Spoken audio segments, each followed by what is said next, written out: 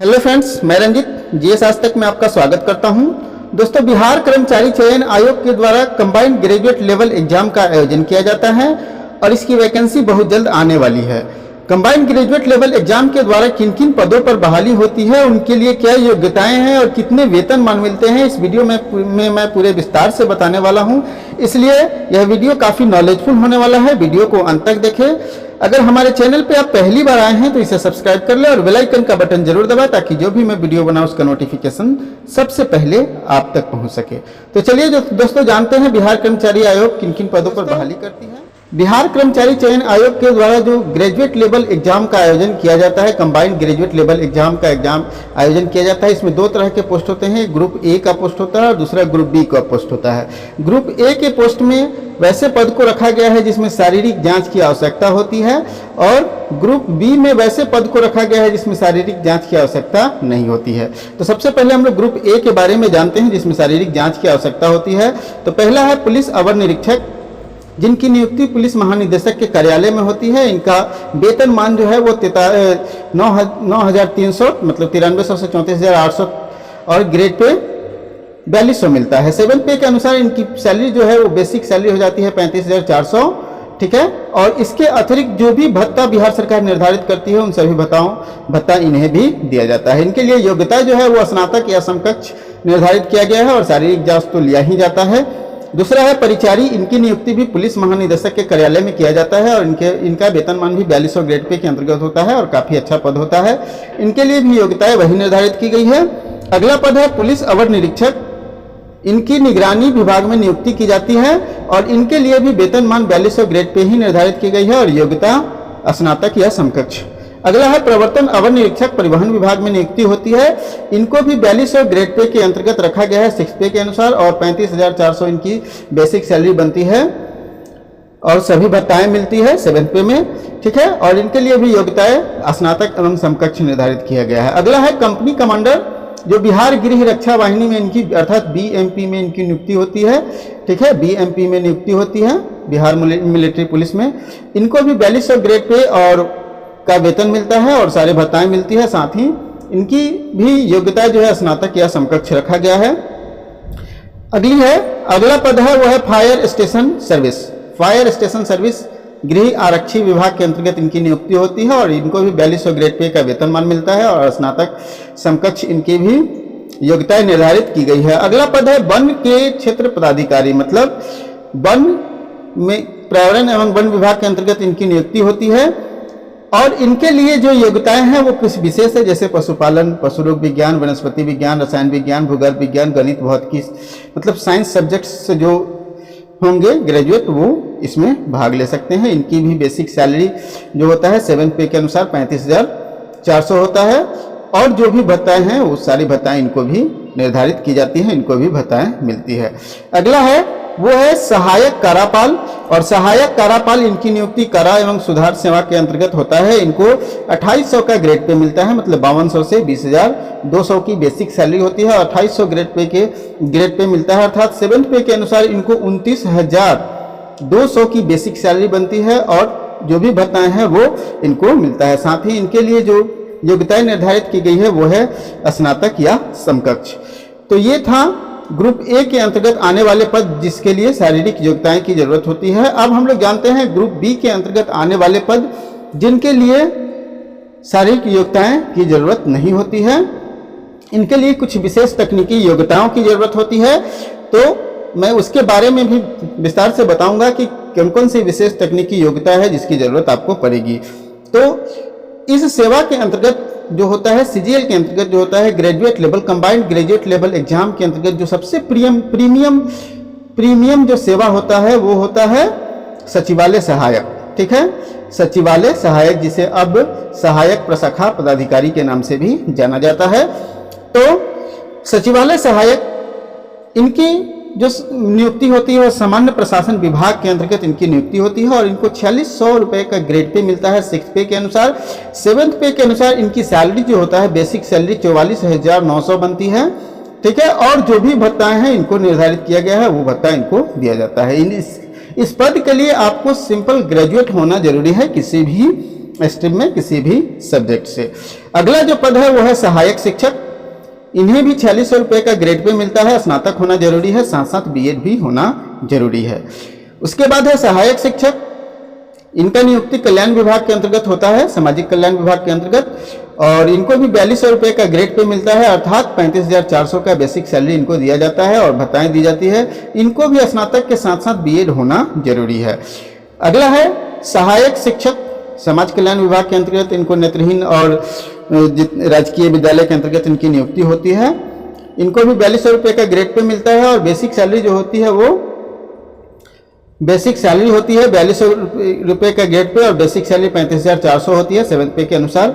स्नातक योग्यता चाहिए, साथ में बीएड चाहिए। ठीक है। अगला है सहायक शिक्षक। इनका नियुक्ति मुख्य बाधिर मध्य विद्यालय में होता है। इनको भी 4200 ग्रेड पे का वेतनमान मिलता है, योग्यता स्नातक और बीएड। अगला है योजना सहायक। योजना सहायक ये काफी महत्वपूर्ण पद होता है और इनका नियुक्ति जो होता है योजना एवं विकास विभाग के अंतर्गत होता है। इन्हें 4200 रुपये का ग्रेड पे मिलता है और 4200 का मतलब हो गया 35,400 रुपये का बेसिक सैलरी और भत्ता, ये 7th पे के अनुसार। ठीक है। इनके लिए आपको सिंपल ग्रेजुएट होना जरूरी है किसी भी विषय से। ठीक है। तो ये भी काफी अच्छा पद होता है। अगला पद है वो है मलेरिया निरीक्षक। ठीक है। मलेरिया निरीक्षक स्वास्थ्य विभाग के अंतर्गत इनकी नियुक्ति होती है। इन्हें भी 4200 रुपये का ग्रेड पे दिया जाता है। इनको विज्ञान से स्नातक होना जरूरी है। ठीक है। अगला है राजभाषा सहायक। इनकी नियुक्ति मंत्रिमंडल सचिवालय में होती है। इन्हें भी 4200 रुपये का ग्रेड पे मिलता है, अर्थात 35,400 की बेसिक सैलरी मिलती है और जो भी भत्ताएं हैं वो सभी भत्ताएं मिलती है। इसके लिए आपको उर्दू विषय के साथ बीए की डिग्री होना जरूरी है। अब है कनीय सांख्यिकी सहायक। कनीय सांख्यिकी सहायक श्रम संसाधन विभाग निदेशालय नियोजन एवं प्रशिक्षण के अंतर्गत आपकी नियुक्ति होगी और इसके लिए भी 4200 ग्रेड पे है, लेकिन आपको स्नातक अगर आप गणित से हैं, अर्थशास्त्र से हैं, वाणिज्य से हैं, तभी आप इसके लिए एलिजिबल हो पाएंगे। अगला है बाल संरक्षण पदाधिकारी और ये काफी महत्वपूर्ण पद होता है और बाल संरक्षण पदाधिकारी इसकी नियुक्ति समाज कल्याण विभाग के अंतर्गत की जाती है। इन्हें 4200 ग्रेड पे मिलता है और स्नातक होना जरूरी है। अगला है श्रम प्रवर्तन पदाधिकारी, श्रम संसाधन मंत्रालय के अंतर्गत होती है। अब इन्हें भी 4200 रुपये का ग्रेड पे मिलता है, स्नातक होना जरूरी है। लेकिन अब ये दोनों पद जो है ये इस दोनों पद पर बीपीएससी के द्वारा बहाली ली जाती है। ठीक है। अब ये दोनों पद किसे दे दिया गया है? बीपीएससी को दे दिया गया है। अब इस दोनों पद पर बीपीएससी के द्वारा बहाली होती है, अर्थात कई ऐसे पद हैं ग्रेजुएट लेवल के जिस पर बहाली अब बीपीएससी के द्वारा लिया जाता है। अगला है अधीक्षक, जो समाज कल्याण विभाग के अंतर्गत इनकी नियुक्ति होती है। इन्हें भी 4200 रुपये का ग्रेड पे मिलता है। इनको भी सामान्य रूप से स्नातक होना जरूरी है। अगला पद है वो है उपाधीक्षक का और उपाधीक्षक इनकी भी नियुक्ति समाज कल्याण विभाग के अंतर्गत होती है। इन्हें भी 4200 रुपये का ग्रेड पे मिलता है। इनको भी जनरल मतलब किसी भी विषय से स्नातक होना जरूरी है। अब अगला पद है वो है उर्दू अनुवादक।